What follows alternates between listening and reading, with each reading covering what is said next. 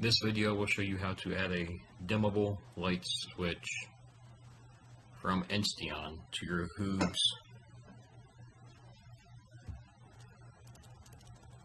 Under the platform Insteon local, you want to scroll down to the bottom, click the plus sign to add a new device. Under device name, you will put in, for an example, bedroom light.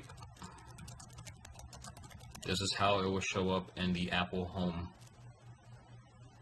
or the Google or Alexa. Next, you need to put in your device ID. Sorry, I don't know that. Finally, to determine if you have a dimmable switch, you want to push in the off position, push and hold the up button. If your status light on the left side moves gradually, you have a dimmable switch. If it does not, you have a non-dimmable switch, and I will make another video for that.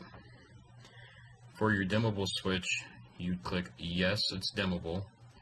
Device type, even though it's a switch, you need to push it in as a dimmer. If you put it in as a switch, you will not gain the dimmer capabilities.